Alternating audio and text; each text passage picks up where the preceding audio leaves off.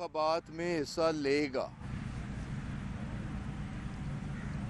لیکن P D M Saint کے انتخابات کے بارے میں بعد میں فیصلہ کرے گا۔ یہ بات صرف کہنے کی ہے، فیصلہ ہے کہ سینٹ کے انتخابات بھی ہوں گے اور پی ڈی ایم اس میں حصہ بھی لے گی۔ نہ پی ڈی ایم کا کوئی رکن استعفیٰ دے گا، نہ ہی وہ انتخابات سے دور ہوں گے، ضمنی انتخابات میں بھی حصہ لیں گے اور سینٹ کے انتخابات میں بھی حصہ لیں گے۔ اور اگر یہ سب کچھ کرتے ہیں، جو کہ یقیناً کریں گے، تو یہ پی ڈی ایم کا ایک مثبت چہرہ سامنے آئے گا۔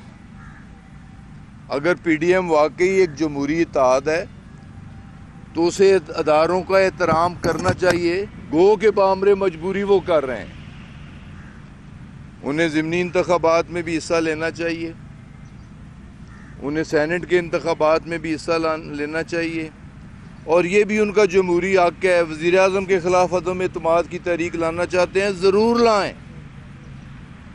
وزیر اعلیٰ پنجاب کے خلاف عدم اعتماد کی تحریک لانا چاہتے ہیں، ضرور لائیں۔ اسپیکر کے خلاف لانا چاہتے ہیں، ضرور لائیں۔ انہیں پہلی کی طرح منہ کی کھانی پڑے گی، جس طرح وہ چیئرمین سینٹ کے خلاف عدم اعتماد کی تحریک لائے تھے۔ برے طریقے سے اکثریت ہونے کے باوجود لوگوں نے تحریک عدم اعتماد کے حق میں ووٹ نہیں دیا۔ لوگ ووٹ نہیں دیں گے۔ لوگ نواز شریف کے بیانیے سے اختلاف کرتے ہیں، محب وطن مسلم لیگی احتجاج کرتے ہیں۔ اس کی ایک چھوٹی سی جھلک میرے کچھ بھائی یہاں میرے حلقے سے تشریف فرما ہیں، آپ کے ساتھ بھی پچھلے 2 سالوں میں مہینے میں کم از کم ایک ملاقات ہوتی رہی۔ کوئی ہم نے پولیٹیکل جوائننگ نہیں کروائی، ان دوستوں نے خود رابطہ کیا میرے ساتھ، مسلم لیگ کے ساتھ تعلق۔ میرے حلقے کے پرومیننٹ لوگ، ادوال گاؤں ہے اور بہت بڑا گاؤں ہے چونترے کا، وہاں سے تعلق رکھنے والے لوگ، انہوں نے کہا کہ ہم نواز شریف کی سوچ سے ہرگز اتفاق نہیں کرتے، ہم اس کی سوچ اور اس کی سٹیٹمنٹ کی بھرپور مذمت کرتے ہیں، اس کے بیانیے کی بھرپور مذمت کرتے ہیں، اور ہم اس کی مسلم لیگ کو چھوڑ کے، مسلم لیگ نواز کو چھوڑ کے پاکستان تحریک انصاف میں شمولیت کا اعلان کرتے ہیں۔ اس کے لیے یہ تشریف لائے تو میں نے ضمناً ان کی بات کی۔ بہت سارے لوگ محب وطن پاکستانی جو صرف نواز شریف کو صرف نام مسلم لیگ ہونے کی وجہ سے سپورٹ کر رہے تھے، اب مسلم لیگ سے اپنی راہ جدا کرنا چاہتے ہیں، نواز شریف کے بیانیے کو وہاں ہی لندن دفن کرنا چاہتے ہیں، اور انشاءاللہ تعالی ان کے بیانیے میں کوئی دم خم نہیں رہے گا۔ پاکستان انشاءاللہ تعالی، جیسے میں نے کہا ابتدا میں، کہ یہ سال ہر حوالے سے ہمارا ایمان ہے، ہمارا دل گواہی دے رہا ہے، عالم اسلام کے لیے بھی اور پاکستان کے لیے بالخصوص بہتری کا سال ہوگا۔ پولیٹیکل سٹیبلٹی بھی آئے گی، وہ اس طرح کہ کوئی دھرنا نہیں ہوگا، کوئی احتجاج نہیں ہوگا، کوئی استعفیٰ نہیں ہوگا۔ ضمنی انتخابات میں بھی پی ٹی ایم حصہ لے گی، سینٹ کے انتخابات میں بھی پی ٹی ایم حصہ لے گی، اور اس سال کے آخر میں ہم بلدیاتی انتخابات کروائیں گے، اس میں بھی پی ٹی ایم حصہ لے گی۔ تو یہ جمہوری عمل جاری و ساری رہے گا۔ ٹھیک ہے، 2023 میں عام انتخابات ہوں گے، اگر ہم لوگوں کے اعتماد پہ پورا نہ اتر سکے تو لوگوں کے پاس ایک رائٹ موجود ہوگا، وہ بہتر فیصلہ کریں گے، اور مجھے یقین ہے کہ انشاءاللہ تعالی اس بیانیے، اس سوچ کے بعد اس قوم کا فیصلہ تحریک انصاف کے حق میں ہوگا۔ تو مجھے آج صرف یہی کچھ کہنا تھا۔ مجھے تو دلی طور پہ خوشی ہے بحیثیت ایک سیاسی کارکن، میں تو جو کہہ رہا تھا کہ پی ڈی ایم میں پیپلز پارٹی استعفے نہیں دے گی، میں آج پھر اس بات کو دہرا رہا ہوں کہ پیپلز پارٹی کوئی استعفیٰ نہیں دے گی اور ہر قسم کے انتخابات میں حصہ لے گی. اسی طرح مولانا فضل الرحمان کی جماعت کے اندر ایک واضح گروپ استعفے نہیں دینا چاہتا اور بامر مجبوری مولانا فضل الرحمان استعفیٰ نہیں دیں گے. اسی طرح پی ایم ایل این کے اندر ایک واضح دڑا استعفے نہیں دینا چاہتا تو بامر مجبوری مریم بھی استعفیٰ نہیں دیں گی اور پی ڈی ایم کی طرف سے استعفوں والی سیاست ہمیشہ ہمیشہ کے لیے دفن ہو جائے گی. باقی وہ کہتے ہیں ہم دھرنا دیں گے, پنڈی آئیں گے, اسلام آباد آئیں گے, دیکھیں گے کہ ان کا روٹ کون سا ہے اور ان کی ڈیسٹینیشن کون سی ہے, پھر اس کے مطابق حکمت عملی بھی ترتیب دی جائے گی اور انہیں ویلکم بھی کہا جائے گا اور ان کی خاطر مدارت بھی کی جائے گی.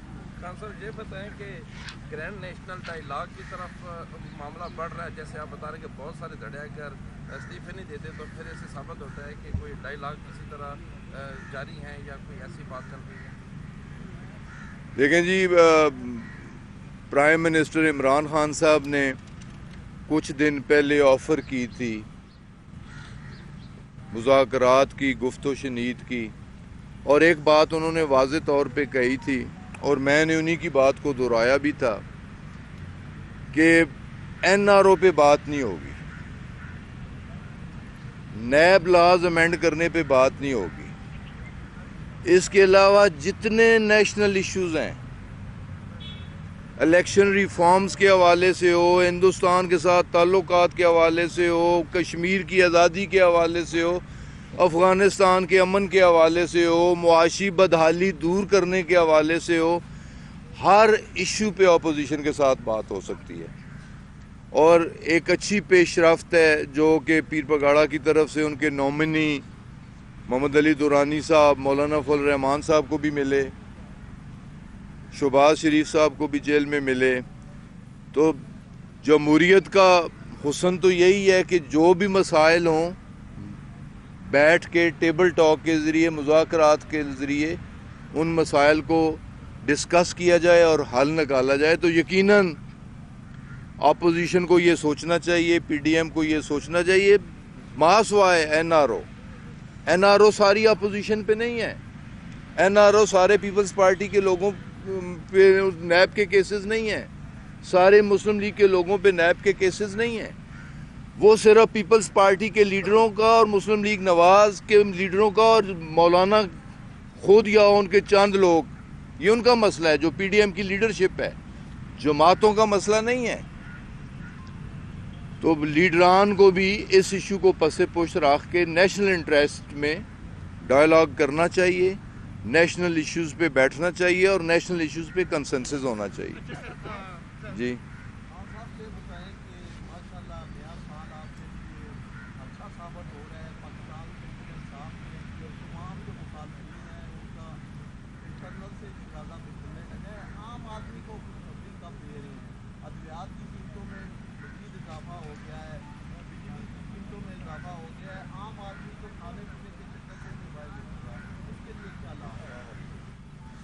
دیکھیں جی, 2020 تک واقعی صورتحال ٹھیک نہیں تھی.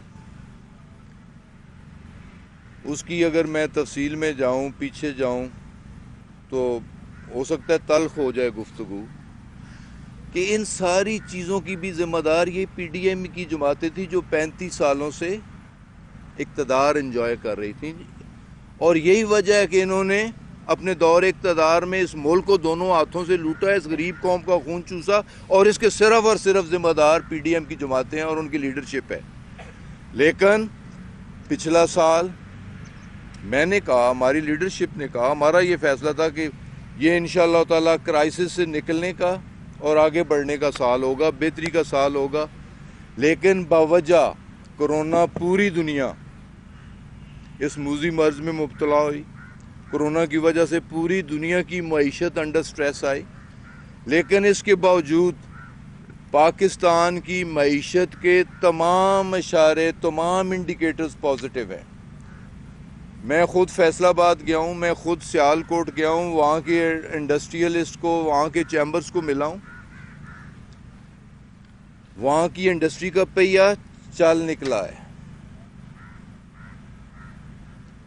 وہاں کی بے روزگاری, جو فیکٹریاں بند تھی, لاکھوں لوگ بے روزگار تھے, انہیں باعزت روزگار مل چکا ہے، بلکہ یہاں تک جو Sialkot, Gujarat, Gujranwala chamber of commerce کے لوگ تھے، انہوں نے کہا جی کہ ہماری ایکسپورٹ اس وقت $2.5 ارب ہے، ہم اسے اگلے سال میں $4 ارب تک لے کے جائیں گے، ہماری تمام انڈسٹریز فل سوئنگ پہ کام کر رہی ہیں، ہمیں تو مین پاور نہیں مل رہی، ہمیں مین پاور نہیں مل رہی، اور سدرن پنجاب میں ہمیں ٹیکنیکل اور ووکیشنل ٹریننگ کے ادارے بنا کے دیے جائیں کہ سدرن پنجاب سے اور سدرن پاکستان سے ہم جو بے روزگاری کا علاقہ ہے وہاں کے لوگوں کو ٹریننگ دے کے انہیں باعزت روزگار فراہم کریں۔